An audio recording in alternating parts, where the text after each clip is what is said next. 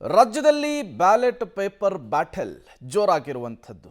ಆಡಳಿತ ಪಕ್ಷದ ನಿರ್ಧಾರ ಈಗ ವಿಪಕ್ಷಗಳನ್ನ ಕೆರಳುವಂತೆ ಮಾಡಿದೆ. ಪ್ರತಿಪಕ್ಷಗಳ ವಿರೋಧದ ಬೆನ್ನಲ್ಲೇ ಬ್ಯಾಲೆಟ್ ಪೇಪರ್ ಕಡ್ಡಾಯಕ್ಕೆ ಸರ್ಕಾರ ಸಿದ್ಧತೆಯನ್ನ ಮಾಡಿಕೊಂಡಿದೆ. ಸ್ಥಳೀಯ ಸಂಸ್ಥೆಯ ಚುನಾವಣೆಗೆ ಇವಿಎಂ ಬದಲಿಗೆ ಮತಪತ್ರ ಕಡ್ಡಾಯಕ್ಕೆ ಕ್ಯಾಬಿನೆಟ್ನಲ್ಲಿ ನಿರ್ಧಾರವನ್ನ ಮಾಡಲಾಗಿತ್ತು.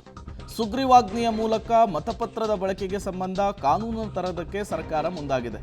ತರಾತುರಿಯಲ್ಲಿ ಮತಪತ್ರ ಕಡ್ಡಾಯ ಸಂಬಂಧ ಸುಗ್ರೀವಾಜ್ಞೆಯನ್ನು ಹೊರಡಿಸುವುದಕ್ಕೆ ರಾಜ್ಯ ಸರ್ಕಾರ ಪ್ಲಾನ್ ಮಾಡಿಕೊಂಡಿದೆ.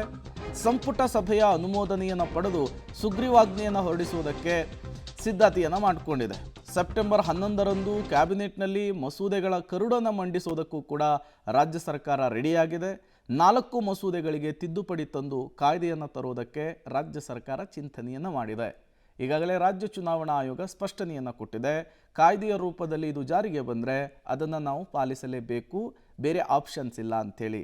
ಹಾಗಾಗಿ ಈಗ ಸಿದ್ದರಾಮಯ್ಯ ಸರ್ಕಾರ ಈ ಬ್ಯಾಲೆಟ್ ಪೇಪರ್ ಕಡ್ಡಾಯಕ್ಕೆ ಮುಂದಿನ ಸ್ಥಳೀಯ ಚುನಾವಣೆಗಳನ್ನು ಬ್ಯಾಲೆಟ್ ಪೇಪರ್ ಅಡಿಯಲ್ಲಿಯೇ ಮಾಡೋದಕ್ಕೆ ನಿರ್ಧಾರವನ್ನು ತೆಗೆದುಕೊಳ್ತು.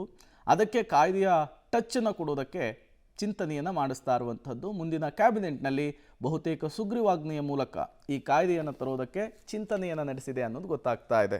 ಈಗಾಗಲೇ BBMPಯನ್ನು ತೆಗೆದು ಗ್ರೇಟರ್ ಬೆಂಗಳೂರು ಪ್ರಾಧಿಕಾರ ಮಾಡಿದರು.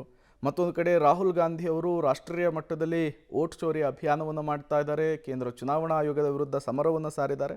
ಈ ಸಂದರ್ಭದಲ್ಲಿ ರಾಜ್ಯ ಸರ್ಕಾರದ ನಿರ್ಧಾರ ಮತ್ತಷ್ಟು ಕುತೂಹಲವನ್ನು ಕೆರಳಿಸ್ತಾ ಇದೆ.